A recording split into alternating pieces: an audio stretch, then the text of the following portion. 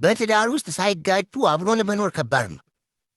ባልና ሚስት በግልጽ ከተነጋገሩ የማይፈታ ችግር የለም ሲባል እሰማለሁ። አይመስለኝም። የምታስበውን ሁሉ በግልጽ ከተናገርክ ትዳሩ በግልጽ መፍረሱ አይቀርም። እንዲያውም ትዳርን ከመፍረስ የሚያድነው አንዳንድ እውነተኛ ስሜቶቻችንን በማለባበስ ነው ብዬ አስባለሁ። ሚስቴ ስለ እኔ የሚሰማትን የነገረች ቀን ነው ትዳራችን የፈረሰ። የሆነውን ዝርዝር ሳደርገው ይህን ይመስላል። ልጆች ስላልወለድን ለልጅ ስም ሰጥቶ የሚገኘውን ደስታ ማጣጣም አልቻልኩም በትዳር ውስጥ እና ያን እንደማካካስ ለሰውነት ክፍሎቼ ስም እሰጣቸዋለሁ። ለምሳሌ ዓይኔን ቦጋለ ብዬዋለሁ፣ እጄን ለገሰ ብዬዋለሁ፣ ደረቴን ወሰን የለህ ብዬዋለሁ፣ አፌን አመንሲሳ ብዬዋለሁ። በኦሮምኛ አመንሲሳ ማለት አሳምነው ማለት ነው።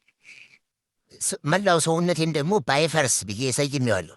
በመጨረሻ ሚስቴን ዴቪዬ፣ እስቲ ለሱ ደግሞ ለአጅሬ አንቺ ስም አውጪለት አልኳት። የሚገርማችሁ ነገር የጠበኩት አናጋው ትሏለች ብዬ ነበር። ይሄ እንኳን ቢቀር ሀጎሴ ምናምን ትሏለች ብዬ አስቤ እሷ ምንም ሳታመነታ ቢያድግልኝ ብዬዋለሁ።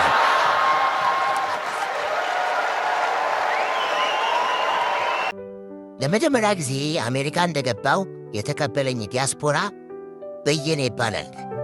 በየነ ጥሩ ሰው ነው፣ ግን ሁሌም አዲስ መጤና ፍሬሽ መሆኔን ሊያስታውሰኝ ይፈልጋል። አንድ ቀን ስማ፣ ቱ ቢ ኦነስት ዊዝ ዩ እንግሊዘኛ ለመናገር ባትሞክር ደስ ይለኛል።